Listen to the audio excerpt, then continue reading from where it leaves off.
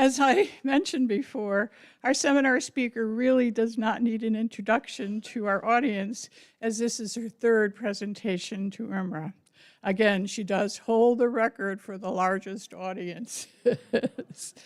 And also interesting, I did see her on TV this morning as I was leaving to come here, and here she is again.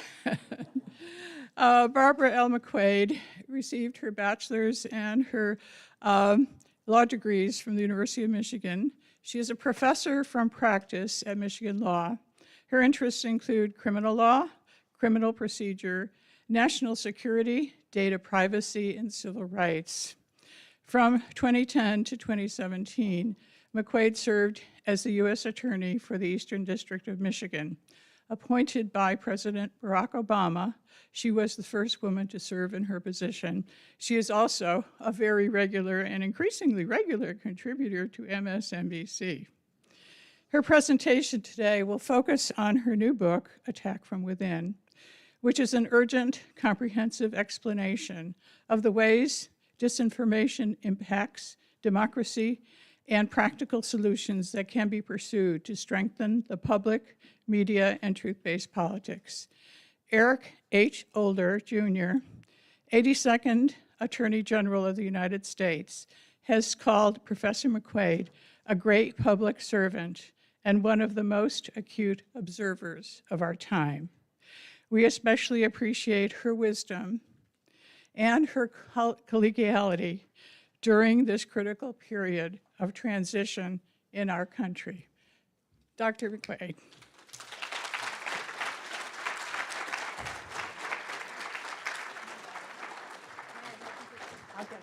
I'm fine, thank you.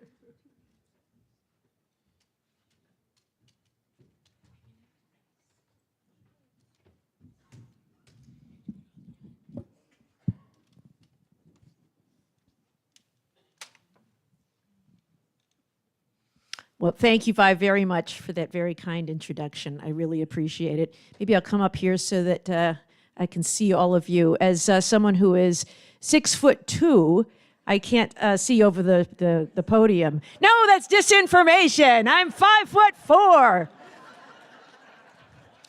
In fact, the last time I went to the doctor and they measured me, they said 5'3", and I said, no. I've been 5'4" all my life. Let's do it again. We did it again, and she said, it's still 5'3". People begin to shrink at your age. Thank you. Thank you all so much for coming out to be here today. It is my great pleasure to speak with you. I don't know about you, but I have been feeling a little bleak in these times since the last week. And I don't care about your political preference, whether you're conservative or progressive or anywhere in between. But what worries me so much is our hyperpolarized times and the amount of disinformation that is out there in the media sphere. Because to have a thriving democracy, we need accurate information so that we can make informed choices. And I am increasingly concerned about the amount of disinformation that is flying around out there. So that's what I want to talk with you about today, about what I am seeing, why I'm concerned, and then maybe some hope, some solutions about how we might be able to get through this crisis. We're a strong country. We've been through challenges before. We've survived civil wars, world wars, Great Depressions, and I believe we can get through this too if we are united. And one of my greatest concerns about disinformation is the way it is used as a wedge to divide us. And that is a concern that I have. And so although disinformation has been around for centuries, what I'm most concerned about it now are two things that I think make this problem more concerning than ever before.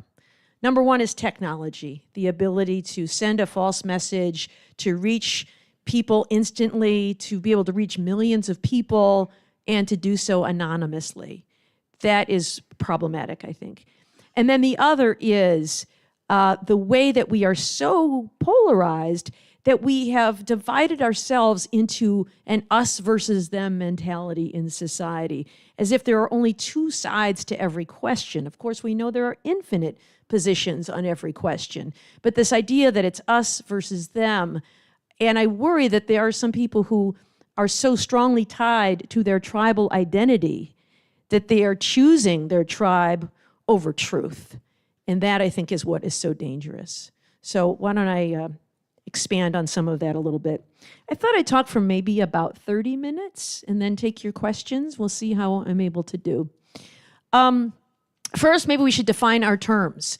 There is disinformation and misinformation, and many people use those two terms interchangeably, but I like to use them differently, and in fact, the U.S. Department of Homeland Security defines them differently. Misinformation, sometimes my children refer to me as misinformation. But disinformation, according to the U.S. Department of Homeland Security, is the deliberate use of false information to advance an agenda, to push some political position, maybe a career position, maybe some geopolitical position. And it's more than just lies. It comes from the intelligence community, because it's not just something false. It is false, and it's designed to push you toward behavior, to have an emotional reaction, to get angry, to get fired up, to get excited, and to do something, to nudge you towards certain behavior. That is disinformation. Misinformation is its unwitting cousin. When we read something or hear something that's false, but we believe it to be true, and we then repeat it to other people. Russia refers to those people as useful idiots. We hear something, we believe it to be true, and we help spread that false information exponentially. I once served as a useful idiot. Maybe you have too. Unwitting, but I'll tell you a story about a time I spread disinformation. I was misinformed, and I deliberately sent something that I falsely believed to be true. I read that the NFL quarterback, Patrick Mahomes, he is the reigning MVP, Super Bowl champion. He's on a lot of State Farm commercials. That he had made a statement saying he would not play another down for the Kansas City Chiefs, his team, until they changed their name to something that was not offensive to Native Americans. All right, I thought, wow, that's impressive. This guy makes millions of dollars a game, putting his money where his mouth is. Michael Jordan, great basketball player, said, I don't speak out because Republicans watch basketball too, and Republicans buy sneakers too. So he wouldn't take on controversial topics. But Patrick Mahomes said not going to play another down until his team changes his name. So I had to retweet that immediately and share that with the rest of the world because I got fired up by that. I thought that was amazing. Later that day, I was talking to my husband and son and said, did you guys see that story about Patrick Mahomes? And they said, no, what story? And I thought, uh-oh. They're pretty well informed. They're pretty tuned in. He said, come on, you must have read it. Patrick Mahomes, Kansas City Chiefs, not going to play another down. And my husband said, no, in fact, now that you say it, it sounds kind of fake. And I said, you're right. Now that I say it out loud, it sounds kind of fake to me too. But it must be true because I read it on Twitter. Oof. So I went back and I checked it out and I thought, it looked good. It had to be legit. And I found it and there it was. And it was posted by ESPN, very legitimate brand. And it was not just ESPN, but SportsCenter, which is their flagship news show. So it must be true. But then I read a little closer and this time actually put on my reading glasses. And I noticed that it didn't say SportsCenter. It said Sprots Center. So it was a fake. It was a fake. And so I immediately removed it and took it down. But it made me realize how easy it is to fall prey to something that is false. And again, I was a victim of disinformation. I saw it. I reacted emotionally instead of logically. I didn't think about it. It was something I kind of wanted to be true. And so I wanted to share it with other people. And I also think that, with the way social media platforms scrape our private data, they know all about us. They're able to micro-target us with the things that hit us close to home. I was easy prey. I was, an easy mark for this particular kind of claim. And so that is, in my view, the definition of misinformation. And all of us probably contribute to the problem in some ways in that way. Well, I spent most of my career working as a national security prosecutor. So when I was at the U.S. Attorney's Office in Detroit, we prosecuted, the Al-Qaeda underwear bomber who tried to blow up a plane over Detroit on Christmas Day in 2009. We had export violation cases. We looked at Al-Qaeda and Hezbollah and Hamas and ISIS. And I now teach a course at the University of Michigan Law School on national security. But each year, a larger and larger portion of my syllabus is focused on information warfare. And that's because the U.S. Department of Homeland Security now says this is the number one threat to the homeland: disinformation. Information is what makes America go. Our free press, our right to express ourselves, our decision-making is all based on information. And if adversaries, whether hostile foreign adversaries or political operatives within the United States, are deliberately feeding us false information, it's difficult for us to make the good decisions we need to make as a society. One of the things I assign to my students to read in my national security course is the report done by Robert Mueller in 2016 when he was investigating connections between the Trump campaign and Russia for the purpose of influencing the election. And not the part about whatever he did or didn't find about Donald Trump. That is not my focus. My focus is what Russia did. Because what he found Russia did and what he charged in an indictment is that Russia used information warfare to attack the United States. They had three goals. One was to influence the outcome of the election in favor of Donald Trump and against Hillary Clinton, not because they like or dislike either one of them, but because they thought that Donald Trump's America First agenda would leave them free to pursue their own goals, such as destabilizing NATO, annexing Ukraine, and other things in Europe, and the U.S. would pay more attention to what's going on at home.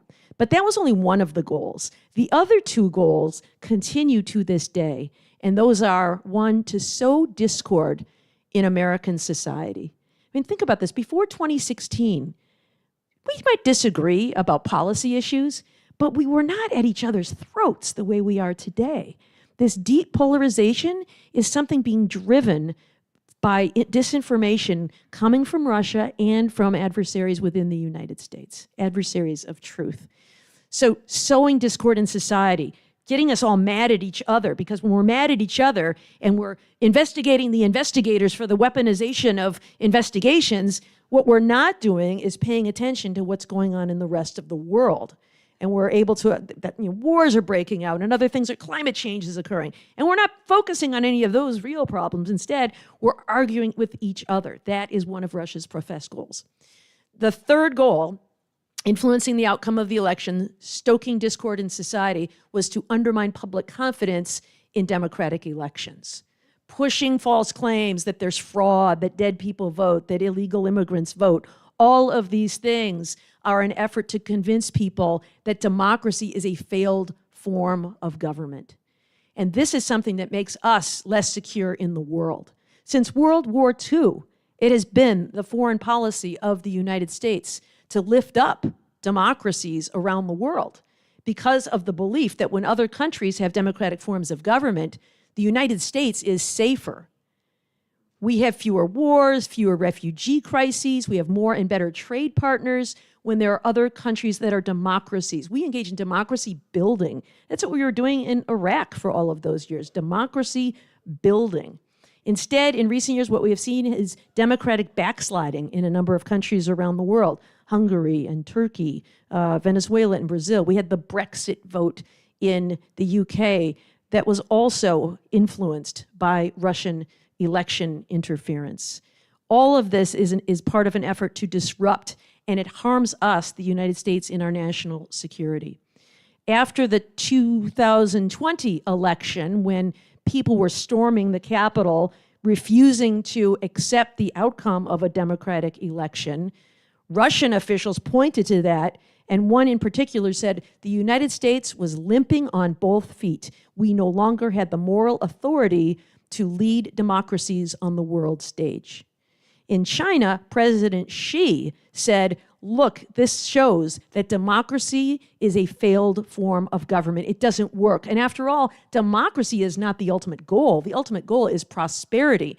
and you can better achieve prosperity with a strong central leader than the chaos of a democracy. Well, maybe people are wealthier in China today, but they also lock up journalists and protesters and other dissidents. So democracy has been one of the goals of the United States since World War II for the rest of the world, and that is slipping and backsliding, and that makes us less safe. So there are a number of tactics of disinformation. I'd hope to share a few of those with you today in hopes that you might recognize some of them when you see them, because although this election is over, I think disinformation is going to continue to haunt us in years to come because it is so successful. And it's very difficult to push back against it in a country where we do cherish our First Amendment rights to free speech. People can say things even when they're not true. And so we need to be able to spot the references so that we can better build resilience ourselves to protect ourselves and avoid manipulation. So in the research I did for the book, one of the things I learned is that people who achieve power and seize power as authoritarian type leaders often use rhetoric of declinism to seize power, to convince the public that our society has gone downhill, that everything used to be much better and now it's awful. Everything is bad. This was a tactic Hitler used to seize power in Germany after World War I. The economy was poor, they'd lost the war, they were down on their luck, and he seized that and talked about how you're the laughing stock of the world. Everything's terrible, everything's awful. Because when things are so bad, people will tolerate bold and fearless change. Desperate times call for desperate measures. And we hear echoes of that today, don't we? American carnage, cities in ruins, crime rates sky high. In fact, crime rates are down. But if you look at voter preferences based on polling after the election, a huge percentage of the election believed falsely that crime rates were up. Not true, but they believe it because they are hearing it from political candidates. So declinism, and the beauty of declinism, of course, is not only that it opens the door for bold new change. Hitler used it to suspend the Constitution in Germany, but it also means somebody must be to blame for all of this awfulness in society. For Hitler, of course, it was Jewish people. Today depends on who you're talking to, but perhaps it is immigrants. They want to take your jobs. Maybe it's the transgender community, right? There was a big ad that went around. Chris Christie said that Donald Trump's most effective ad was the one that said, Kamala Harris is for they, them. Donald Trump is for us. Wow, talk about an us versus them narrative. Fear, conspiracy theories, and us versus them. Scapegoats, people who we should be afraid of. In Florida with Governor DeSantis, it is the LGBTQ community who he alleges are trying to groom your children for pedophilia, banning books and other things to get people riled up about people that they fear. So this idea of us versus them. Another tactic is repetition, right? Echo chambers. If we've ever paid attention to commercial advertising, we know this is true, right? Got milk, just do it with Nike. Folks in this room are probably old enough to remember, where's the beef? My students don't know what that one means. I can't even erase that one with them. What? Where's the what? Sorry, I'm vegan. But repetition. When we hear things enough over and over again, we believe them to be true even when they are not. So these claims about the economy going downhill, the economy has been very strong. In fact, the stock market is up. In fact, inflation is something that happens when the economy is up. Unemployment is way down. Crime is way down, but we hear these things over and over again and we believe it to be true. And catchy phrases help, right? Stop the steal. Lock her up, drain the swamp. All of these things bring with it a certain set of assumptions and catchy phrases that people like to chant in unison. Uniting against a common enemy is another tactic. Anybody here like to go to Michigan football games? Yeah, me too. I love it, right? You wear your maize and blue. I see some maize and blue here today. You sing the victors, you know, by heart. You probably sing it a dozen times during the game, if not more. You do the whole let's go blue thing, right? It feels good. And who do we hate? Ohio State. Oh, they're the worst. They're the them, right? Ohio State. It feels good to unite against a common enemy. This is true wherever you go. The Boston Red Sox hate the New York Yankees, right? There are rivalries in sports, and the Dodgers hate the Giants. You know, there are all kinds of these rivalries, and it feels good to unite against a common enemy. In the past, our common enemy was, Adolf Hitler, or it was the Soviet Union. Today, it's each other, right? It's the woke agenda. It is the liberal Democrats. It's the radical left. Or maybe it's the far right. It's the extremists. It's the MAGA.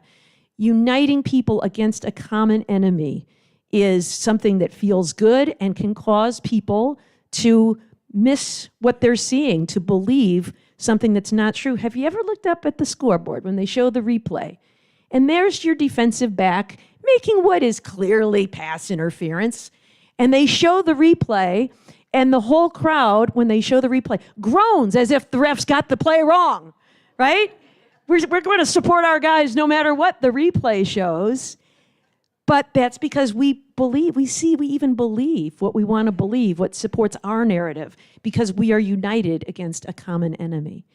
And, I think that we have to get past this moment of thinking of ourselves within this country as being enemies. We may have opposing political theories, but we're not enemies. We need to be united in a common cause against our real threats, like climate change and countries that are hostile to our interests. Being at war with ourselves is fulfilling some of the goals of that Russian interference. So those are some of the tactics. Technology is only making it worse. In 2016, as I mentioned, I have my students read the Mueller report. He talks about how Russia created false personas online to make it look like they were ordinary Americans, but in fact were Russian operatives working out of a boiler room in St. Petersburg, Russia.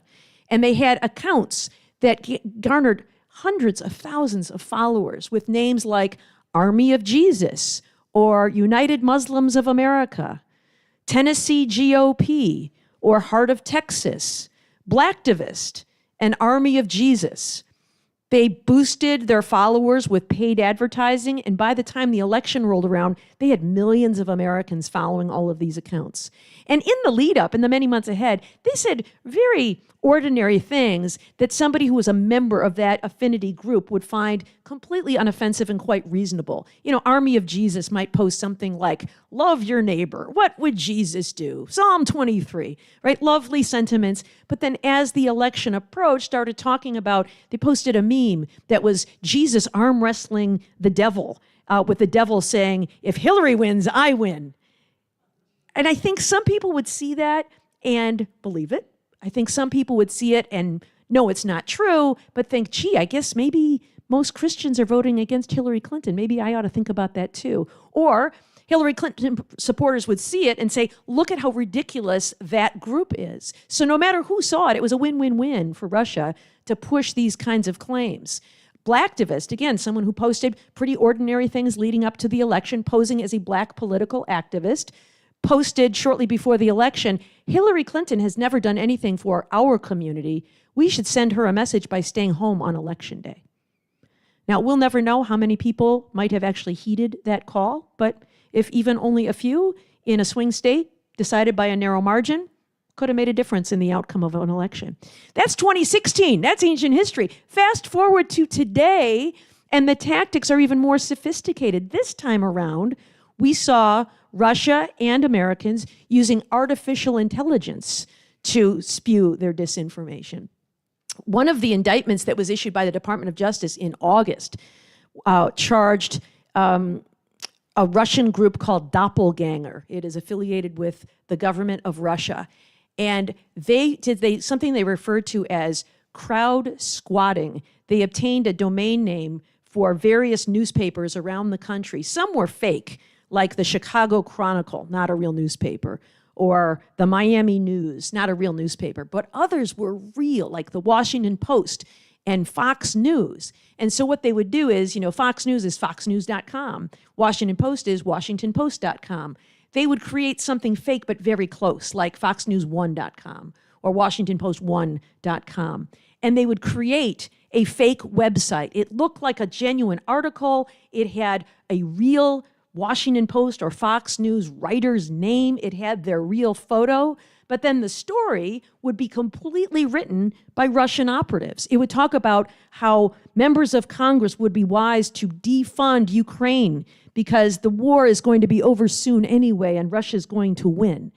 Things like that posted on both Fox News fake website and the Washington Post fake website. And then someone like Wayne here would use a fake name and post it and say, interesting article in today's Washington Post, here's the link.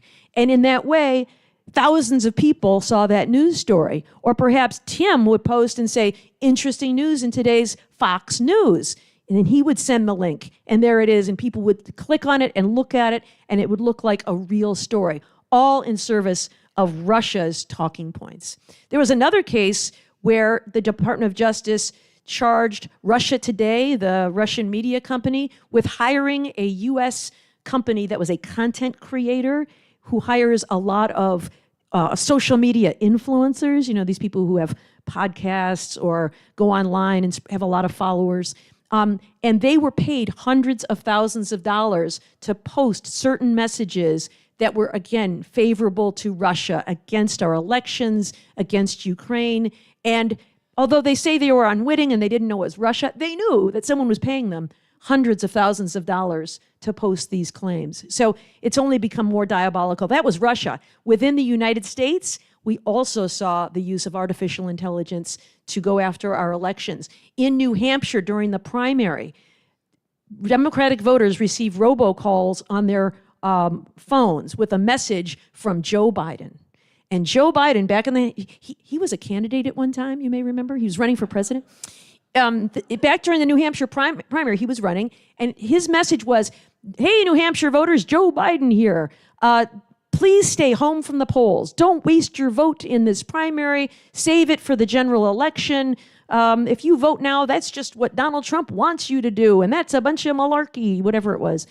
And people believed it and heard it. It was fake. That voice was generated with artificial intelligence. Because Joe Biden has a lot of recordings of his voice all over the world, it's very easy to get a sample and to type out what you want him to say, and it sounds exactly like that. I'm teaching a course this semester on disinformation and deep fakes at the law school, along with a professor from the School of Information. And we brought in a computer engineer who allowed our students to make our own deep fakes. And may I tell you, it is so easy. A child could do it. I shouldn't say a child. Children can handle electronics far more easily than we can.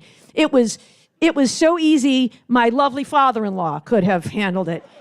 Now, he's a whiz on technology, but I was able to do it. In fact, at the end of the class, the speaker gave us a list of 20 celebrities that he had samples for. And we could make any one of these celebrities say anything at all that we wanted to just by typing it in a box.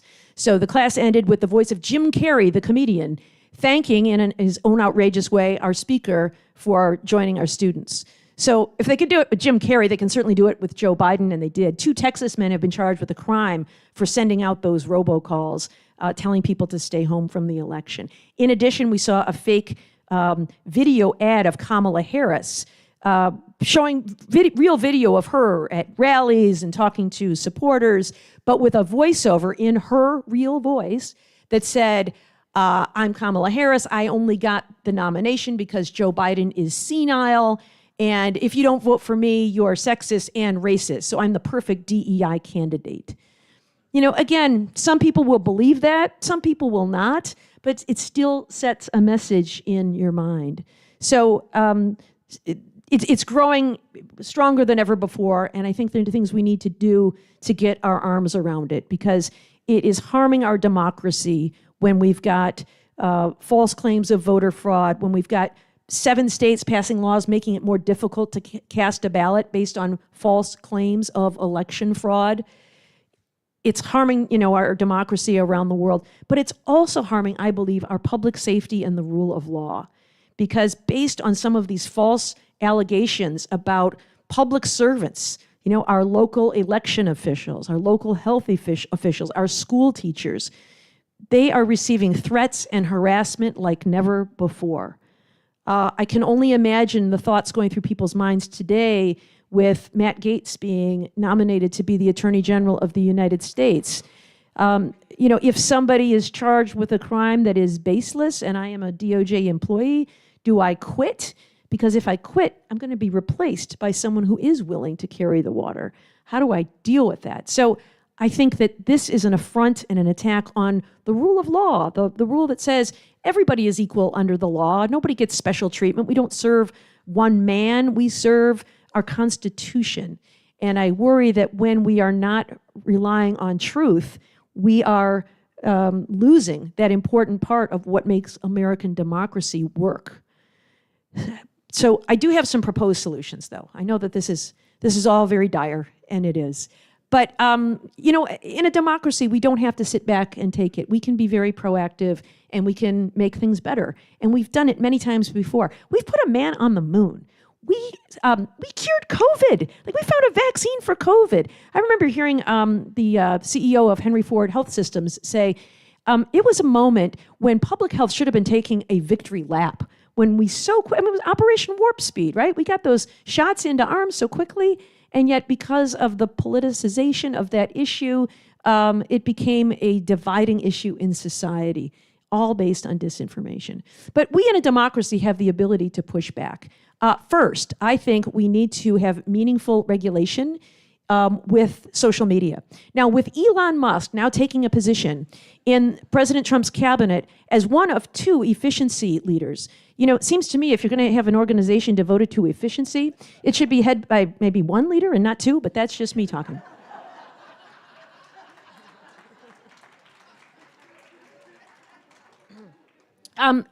So I don't know if this is going to happen at the federal level, but states have governments too. And if the state of, say, California, where all of these social media platforms are based, were to pass laws, then they would need to comply, the social media platforms. And so I think that we can have some modest but meaningful regulation that could make a difference in the social media and the disinformation that we see there. The current laws that govern social media were passed in 1996. That's almost 30 years ago. 1996. And the statute gave immunity from legal liability to social media platforms for anything that gets published there. And the reason was that in 1996, we wanted to promote innovation and investment and creativity. And that made sense in 1996. But, today we find ourselves in a very different place. And we need to think about it in a different way. It's a little like raising a baby alligator in your bathtub. It might be adorable now, but at some point it grows into a man-eating predator. And we need to change the way we're dealing with it. And so the laws that worked in 1996, I would submit, do not work today.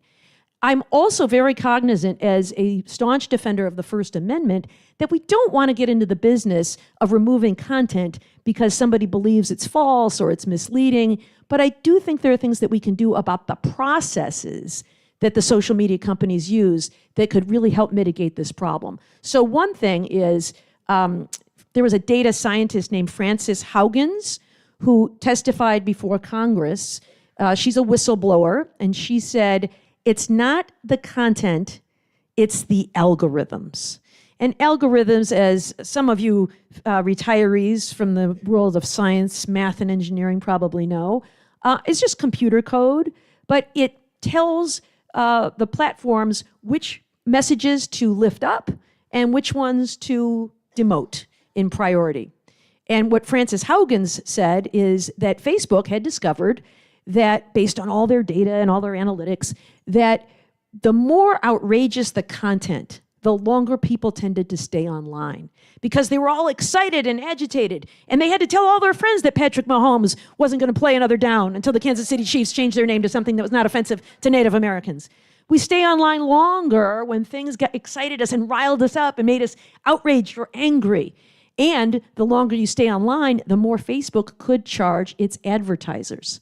So outrage for Facebook equaled money. So what did they do? They cranked up that algorithm. More outrage. Do you remember there used to be a time when Facebook was just like chronological list of what your friends were doing? Like, oh, there's my sister at her high school reunion, right? There's my friend Sue at a picnic. There it is. And then they started using the news feed. We've improved Facebook to give you the content we think you will like.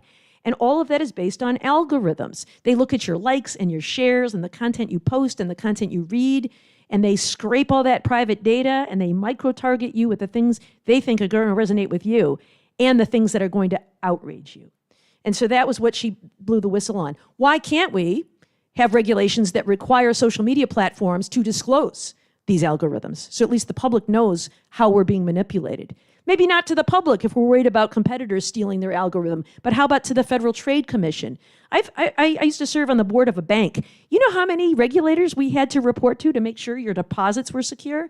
You know, the Office of the Comptroller, Currency, the Department of the Treasury, the Department of Justice, Bank Secrecy Act, Anti-Money Laundering, all kinds of compliance to show the data to the regulators to say we are following the rules to make sure we don't lose all the money.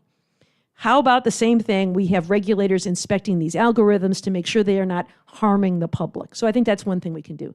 I think we can also regulate the way they are collecting and scraping and selling our private data.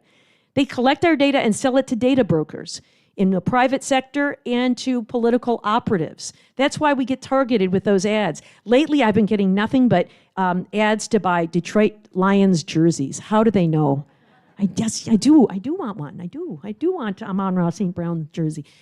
They know me because they read what I post and they know what I like and they know what I share. And so they come at me. And maybe, in some ways that's a good thing, but it also means I can be micro-targeted by political operatives who want to manipulate me. Why did I get Patrick Mahomes? Because I'm a big sports fan. I care about civil rights. I was likely to take the bait, and they were right. And so why can't we regulate the way our private data is collected and used so that we can be knowing consumers of how that, and we can opt out if that's what we choose to do. I think that's one thing we can do. I also think we could remove the bots online. Bots are just these artificial intelligence accounts. They're not real people. They're programmed just to pick a fight with you if you express any sort of political view on guns or immigration or abortion or whatever it is. They amplify the false claims by liking and sharing it. So getting rid of the bots online. So that's from the supply side. I also think we can do some things from the demand side. Number one, improving our own media literacy, helping students in school learn how to be good consumers, helping adults, frankly, be good consumers through libraries or faith communities or groups like this, by teaching people good habits about critical thinking. I'm sure all of you know these things, but basic things like looking for a second source before you rely on a story. Again, if only I had done that with my Patrick Mahomes. There was no second source. Looking for evidence. Who is making this claim? Is it a credible spokesperson? Do they support it with some sort of evidence? As a prosecutor, I couldn't just say stuff in court. I had to point to evidence, a witness's testimony, a document, an object. What makes this person say this? Attributing facts to their source. That's another good technique when you're reading something. And I'll tell you one other. When you're reading news these days, you cannot rely simply on the headline. Headline has really become clickbait, has it not? I'm sure you know what I'm saying. You read some outrageous headline, then you click on the story, and it barely resembles the headline at all. I saw one recently from the New York Times that really made this point hit home. It said, inside the Caitlin Clark media meltdown.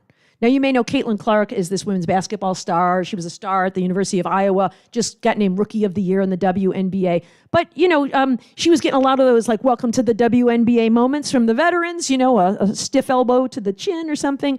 And so the headline, inside the Caitlin Clark media meltdown. And I thought, oh, no, the pressure must have finally gotten to her. She must have snapped during a press conference or something. So I clicked, and I probably had to watch a video ad for a minute. And then I read the story, and that wasn't the story at all. What had actually happened is, at a press conference, a reporter had used a profanity-laced term to refer to her. So the Caitlin Clark media meltdown was not Caitlin Clark at all. It was a reporter in the media at a Caitlin Clark press conference. So the headline was very misleading about the story. But I think in our fast-paced society, it's very easy to read a headline and think we know what the story is about when we don't. So those are some of the ways we can become better consumers of the media. But the final thing I'll say is, I think there's one more thing that we need to do, and that is we need to exercise responsibility as citizens. We can't just align with our tribe and let someone else do the thinking for us. We can't say, I'm a member of the blue team or I'm a member of the red team, and anything they say goes, regardless of your team. Ask yourself, when was the last time I reconsidered my position on any issue of significance? And maybe it's time. Wisdom means with new information, we change our mind about things. To be a thriving democracy, we need accurate information, and we need to demand truth from our leaders when we're making decisions. So my last ask to you is that you choose truth over tribe. Thank you. All right, I think we have time for some questions. Questions? Do we have microphones in the house?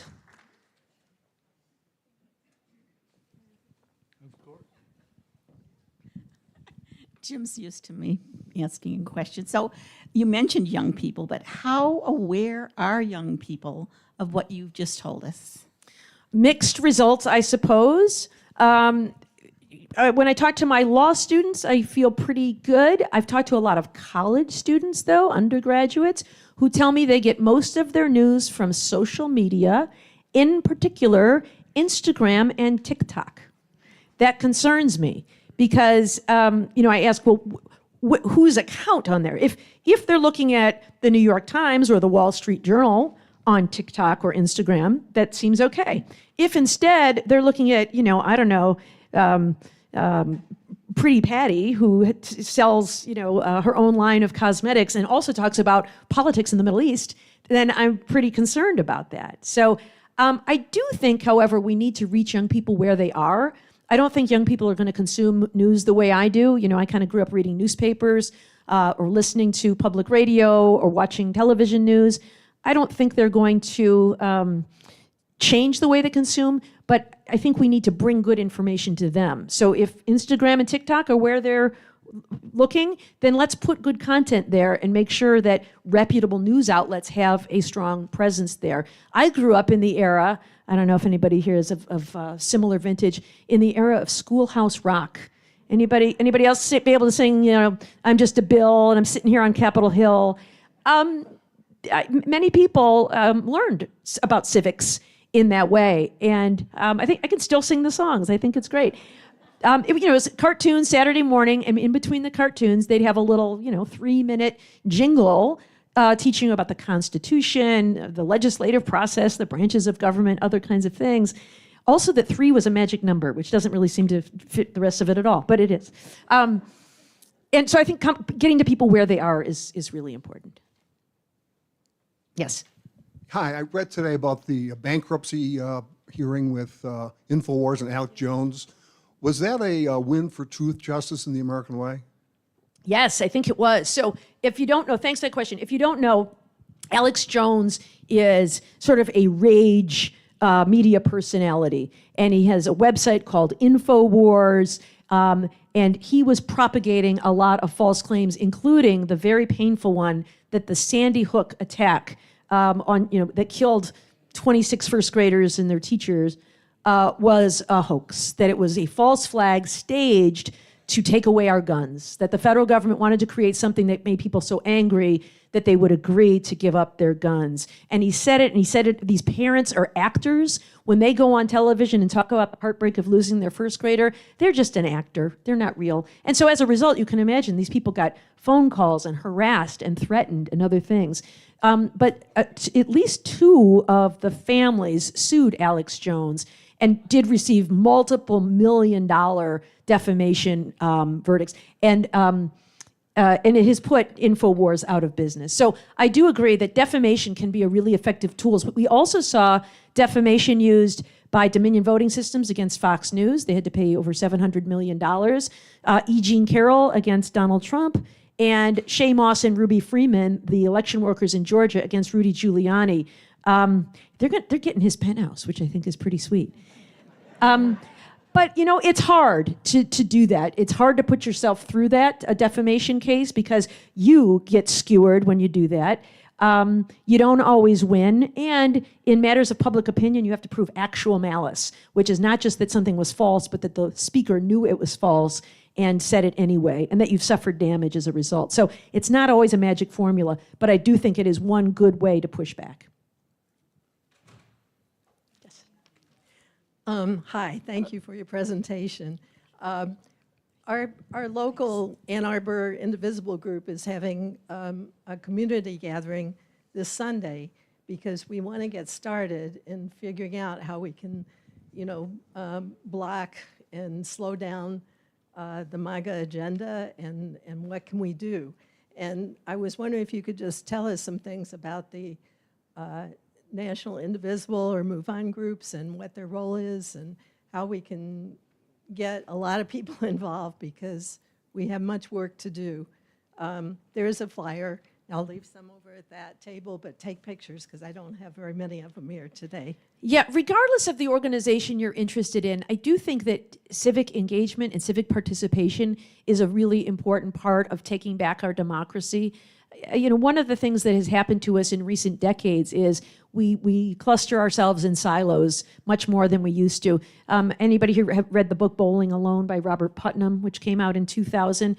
You know, in that book, he talked about how we were already kind of shrinking into ourselves as a society, and you know, not joining bowling leagues was his point, but not joining anything. You know, fewer people going to church, fewer people joining labor unions, fewer participation in scouting, places where you meet people across difference, people in different socioeconomic groups, people of different races, religions, ethnicities. And when you spend time with people in different groups, you see that we all have more in common than we have differences. And that's why it's so important. So whether it's when the Indivisible movement is great, Move On is great, but also the League of Women Voters, I am a big advocate for that because they are all about providing accurate voting information to everybody, not just men and women, regardless of party, just good information. So I think there are a lot of ways to get involved. Local party politics, there are local party clubs at the city level, at the county level, at the state level. So whatever it is you do, find a way to just get involved and engage with other people. So thank you for the work you're doing with Indivisible. Great, thank you. It's inappropriate. It's inappropriate, but I'll go there, referring back to Alex Jones and the InfoWars. Yeah. Do you believe that the Onion really bought Alex Jones? That's the last half hour. That's being reported, that the Onion bought him. I saw that, and you know, whenever it's the Onion, you have to be careful, right? Exactly. It's kind of like meta in terms of humor. Is it a joke? It's sort of like my reaction when Matt Gaetz was nominated Attorney General. Like, come on, that can't be true. So I don't know whether I don't know. They issued a statement about why they bought it, and the statement is obviously sort of in a humor. Yeah, and I will honestly tell you my answer. I don't know. To go back to your last point, I decided to be a poll worker, a poll inspector for the first time this year. Thank you. For those of you that are considering it, it was a really good experience, and a lot of people were scared off from doing it. No reason in Ann Arbor to be scared off from doing that. So anyhow, my question to you is, how can we battle against a billionaire that owns Twitter and is putting out all this disinformation? And I just am convinced that he was instrumental in Trump winning the election. Yeah, I agree with you. And thank you for being a poll worker. Anybody who ever doubts the integrity of elections, I urge to become a poll worker, because anybody who's ever worked the polls knows how secure they really are. So thank you for your work. I know it's a long day. Appreciate your service. It's hard to deny that Elon Musk had a role in the outcome of the election. You know, I don't know that there's one reason that you can point to say this is what happened. You know, people are concerned about the economy. I think there's racism and sexism that goes into it. I think people were, put off by the transgender ads that we saw on television. I think immigration is a legitimate concern. So I think there are a lot of reasons that go into it, but no doubt, at least one factor was the role of Elon Musk. He was able to put $120 million into Trump's campaign, a single person. And that's because of the case called Citizens United, that you probably know about. Supreme Court case decided in 2010 that said there is no limits for spending by groups, including corporations, as long as they don't coordinate with the candidate. If they're independent, they're allowed to pay for ads on issues or candidates or things of interest. They just can't coordinate with the candidate. Well, it doesn't take a whole lot to figure out what the message is, right? You can figure that out on your own. So it's really opened the floodgates to these super PACs and dark money. So there are 501c4 organizations that are not required to disclose their members, but are able to collect a lot of money. So groups like the NRA, also the ACLU, are groups that are able to collect money without revealing their memberships. And there's some good reasons for protecting membership lists, but as a result, these groups give to the super PACs give to their candidate, and the money is just unlimited. And there's also a Supreme Court case that says each person is entitled to one vote. One person, one vote. When you've got Elon Musk, he had like 120 million times the power of the rest of us to influence decisions. And even having a lottery where people who were registered voters who attended a Trump rally might walk away with an oversized check for $1 million. That is using money to influence the outcome of the election. So how can we defeat that? I don't know if we can defeat it, but I think we can combat it. As I said, I think the time has come for meaningful regulation of social media, and I don't know that we're going to see it in this next Congress with Republican control of the House and the Senate. But as I said, the states can be a place where we can see this legislation because the internet operates in all 50 states. And so as a result, they have to comply with the most stringent requirements. And so California seems like a great place to impose some stringent requirements, right? Many of them are based there. And so that could be a way of having some meaningful check on what has happened. And I would hope, at some point, sometimes it takes a tipping point for people to realize just how bad a problem is. And I agree with you. I think that the Twitter problem, the X problem has now become so obvious that perhaps people are now willing to take a fresh look at that. I'm not sure. Oh, I see a member of my tribe, Michigan, go blue. We hate Ohio State. We call him Ohio because that makes him really mad. I don't know if I'll be able to ask this question right. Where does the data come from when they talk about who voted for who? When they talk about 55% of they got 55% of the black male population, or the 56% of the younger male population. Where does that data come from if our votes are anonymous? Yeah. I can see where they can get male versus female from our registry, our names, but where does that other data come from? Yeah, all of that information comes from self-reported exit polling. So it is not coming out of, nobody's checking the records. It's after someone leaves the poll, they might say, would you mind telling us who you voted for?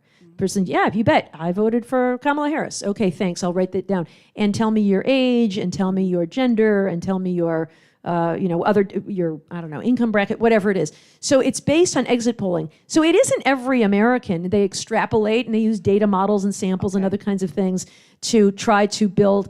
The people who do this work seem to think that it's relatively accurate, but I don't know, because some people lie, right? I mean, I can imagine people voted for Donald Trump and don't want to admit it. So I'm not sure it's 100% accurate, but it is, self-report exit poll data. Yeah, because I wondered, because so many people are now able to send in, vote by sending in their ballot versus the exit poll type of Yeah, interview. they do also reach out to people by phone and by text message. Now, I never answer a call if I don't know who's calling me. Sorry if anyone of you've tried to call me. I'm not answering unless I know who you are.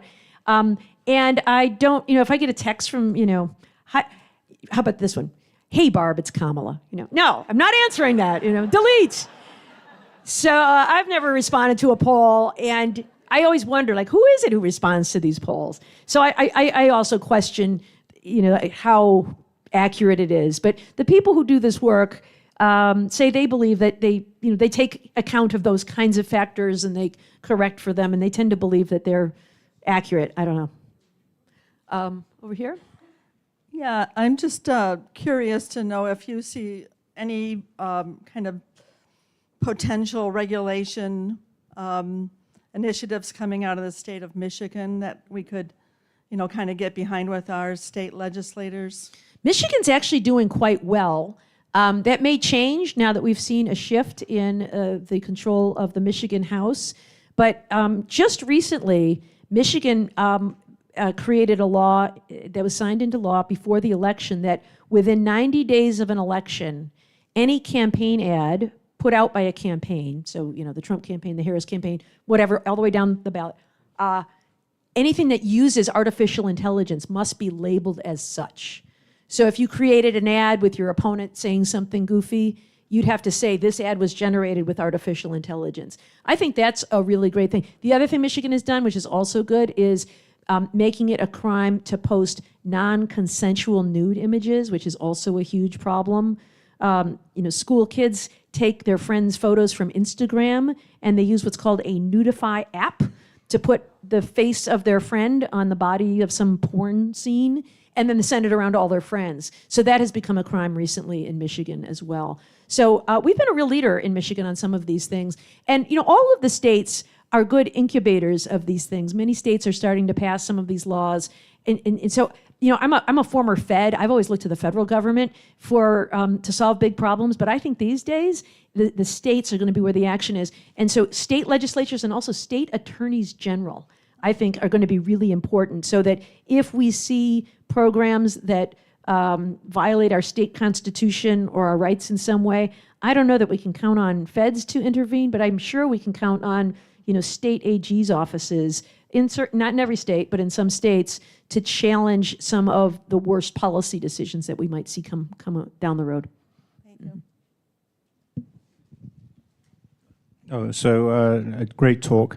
You mentioned federal government, so I'm a little concerned. I spent some time at the Census Bureau, and I'm a big advocate of the census for the data they provide, which is very important, I think. I'm a little concerned about maintaining the independence of the Census Bureau from the government, which could be a concern, I think, next year, 4 years. Yeah, thank you, and thank you for your work with the Census Bureau. I share your concerns. You may recall that during the first Trump administration, boy, I'd really hoped I wouldn't have to say that, the first Trump administration. Before World War II, you didn't have to say World War I. And now we have to talk about the first Trump administration. He did kind of mess around with the integrity of the census. They were able to defeat it. The Supreme Court actually defeated it and stood up to the efforts of the Trump administration. Remember, they wanted to ask a citizenship question. And the concern was, if I have to answer my citizenship and the answer is no, I might think I'm going to get into trouble. So better not to fill out the census altogether, which means that there would be a significant undercount in communities where there are immigrant communities. And even if it's not yourself, I'm worried about my relatives or something, so I'm not going to identify myself. And they said the reason they needed to do it was to ensure that everybody was going to have a chance to vote under the Voting Rights Act, which was a laughable pretextual reason. And so the court struck it down. One thing that gives me some hope is during the first Trump administration, the courts were a really good pushback to some of the things that we saw. Courts at every level, 61 out of 61 challenges to the election resulted in a loss for Donald Trump that dealt with substantive issues. So that was good. Of course, that was before the Supreme Court ruled that a president is immune from criminal prosecution, which really troubles me. And I worry a lot about that this time around, because if, Donald Trump was sort of like, have you seen this? John Mulaney, the comedian, refers to him as, there's a horse loose in the hospital. That's sort of what it's like. We don't know what he's going to do or where he's going to go, but he's just going to wreak havoc. Now that the Supreme Court has given him this extra superpower, I do worry about what we might see coming down the road. So it seems likely, in light of the hard line on immigration, that this question may come back, and we'll see what the court is willing to do with it this time around. I know the people who are in charge. They're very good at smiling and not maybe that's good. I don't know. Professor, thank you for your inspiring lecture today. My question is, do you think we'll have an election still? Do you still believe that there will be an election? Yeah, I do. At least in 4 years, I'm hopeful that we will not see a dismantling of our democratic system quite that quickly. Though I am worried about some diminishing of our checks and balances, maybe more at the margins. You know, for example, this nomination of Matt Gaetz. I've heard some senators say, don't worry, we will give him a very rigorous questioning during the confirmation process, except there is such a thing as recess appointments. If the Senate goes along with it, they could recess. What they normally do now is they never recess, they keep the lights on, and they are nominally in session always, so that a president cannot make a recess appointment. But it's reported that John Thune will be the new Senate Majority Leader. He has also said on record that it is my top priority to make sure that President Trump gets his cabinet in place as quickly as possible. That's my goal. So I worry that he could say, yeah, we're going to go on recess, for a couple days in January, and he could make a recess appointment. Recess appointments are limited, but they get to serve for the whole duration of that term of Congress, 2 years. You can do a lot of harm in 2 years. So I think we might see that kind of thing, right? That's the kind of thing that probably not every American fully understands, and what's the big deal, and he gets his person in there anyway. But it means there's no confirmation hearing, so there's no opportunity to cross-examine him and expose to the public what his flaws are, so that perhaps that nomination can be defeated. So I think we'll still have elections in 4 years, but I do worry about these other things that are maybe a little less visible, but that take away some of the important checks and balances on a president who might abuse his power. So you don't think that President Trump will declare himself the president forever and the dictator? He may try, but I remain hopeful that we have enough checks and balances in our society and good people like the ones in this room who will push back to make sure that that would be defeated. The reason, because originally I came from the Philippines, and that's how Marcos became a dictator. He dismantled the Constitution, shut off the media, and then select all the Department of Justices. So that's what I'm worried about. And thank you for sharing that with us, because I do think that we Americans are often guilty of American exceptionalism and believing that it can't happen here. And I think we need to be cognizant that it can happen here, that it has happened in other democracies, and we need to be empowered to push back so that we hold on to our democracy. And that's what I believed before, that it will never happen here, and I'm starting to feel how it started in the Philippines. So that's why I also volunteer, to be part of the Kamala Harris team, but I thought we are going to win, but we did not. Yeah, you and me, sister. Thank you all very much. I see that it looks like the Grim Reaper is coming to tell me that the time has come. Thank you all very much.